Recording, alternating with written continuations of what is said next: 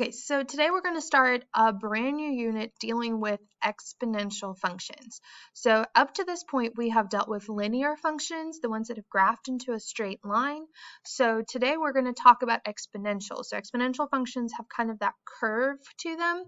The parent function, right, kind of the function that we're going to start with is y equals a, and then in parentheses, b to the power of x. So that's what makes it an exponential function, the fact that that x is in the exponent.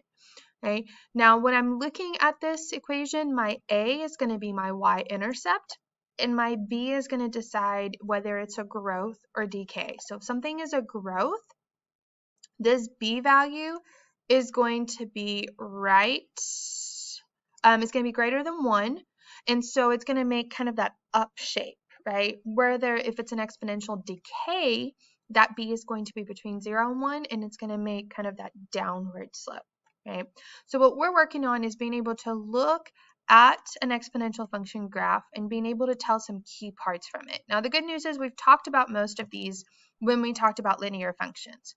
So we know that because this graph is going up, this is a growth.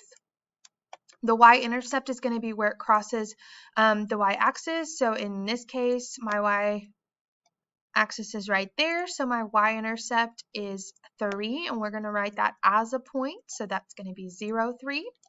Now the domain, remember the domain is I'm looking left to right, so it's all possible x values. And so because of the two arrows right here, it doesn't actually stop going in either direction. So we would say that that is all real numbers, right? Because it doesn't stop in either direction.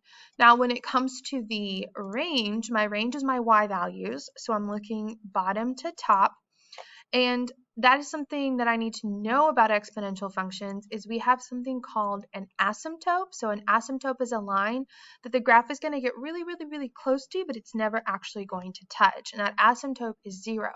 So what that means is if I were to keep zooming out, this graph would get closer and closer and closer to 0, but it's never actually going to hit it. So my range is y is greater than 0, right? Because it's never actually going to equal that. Okay, let's look at one more. So in this case, my graph has kind of a downward shape, so it's going to be a decay. My y-intercept, again, here is my y-axis, so it is crossing it here at 2. So when I write that as a point, it's going to be 0, 2.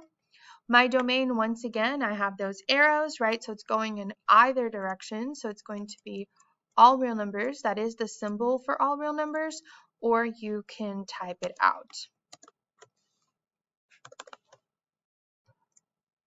Okay, and then once again, my range, remember I do have that asymptote right there, and so that graph is going to get closer and closer and closer to 0, but it's never actually going to hit it. So my range is y is greater than 0 because I have all my y values above the x-axis.